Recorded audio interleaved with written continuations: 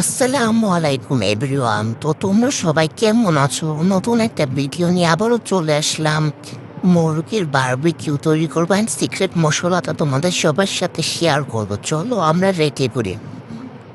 ফার্স্টে মুরগিটা ভালো করে ধুয়ে নেব। ধোয়ার পরে একটু লেবুর রস দিয়ে নেব যাতে মুরগির গন্ধটা চলে যায়। লেবুর রস দিয়ে কিছুক্ষণ ভিজিয়ে রাখবো। তারপর কিছুক্ষণ পরে সুন্দরভাবে ধুয়ে নেব।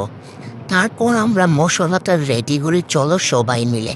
ফার্স্টে আদা রসুন দিয়ে নেব, তার সাথে লাল মরিচের গুঁড়ো দিয়ে নেব, লবণ দেবো সামান্য মতো, তোমরা কিন্তু পরিমাণ মতো সব কিছু দিবে। তারপর হলুদের গুঁড়ো দেব। বারবিকিউ মশলা শেষ মনে হয় তার জন্য আর পড়তেছে না, তো তারপর ঝাঁকিয়ে মাখিয়ে নিলাম। তারপর টমেটো সস বাজার থেকে নতুন কিনে আনছি, ওই জায়গা থেকে দিলাম অল্প একটু পরিমাণ মতো। তারপর সরিষার তেল দিলাম, সয়াবিন তেল দিলাম, দুটোই দিবে তাহলে টেস্টটা খুব ভালো আসবে। তো এই সুন্দর করে মাখিয়ে নেব। দেখো কীভাবে আমি মাখাচ্ছি, আমি তোমাদেরকে দেখাচ্ছি।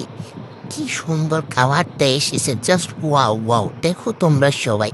সো আদা রসুন তো ডিপ থেকে বার করছি, তার জন্য ঘলতেছে না, কি আর করার। ওয়েট করার মতো আমার এত সময় নাই, তার জন্য বটি দিয়ে কেটে আদা রসুন নিয়ে নিলাম।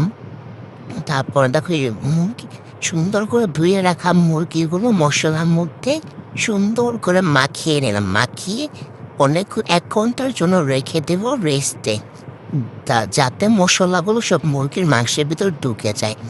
তারপর একটা ফ্রাই প্যান নিলাম, একটু গরম করে হালকা অল্প করে সরিষার তেল দিয়ে নেব। তারপরে সব মুরগিগুলো দিয়ে ডেকে জাল আসতে দিব যাতে ভাজা হয় সুন্দরভাবে and পোড়া পোড়া হয়। তো দেখো কি সুন্দর কালার আসছে, আর স্মেলটা তো সেই অনেক সুন্দর স্মেল।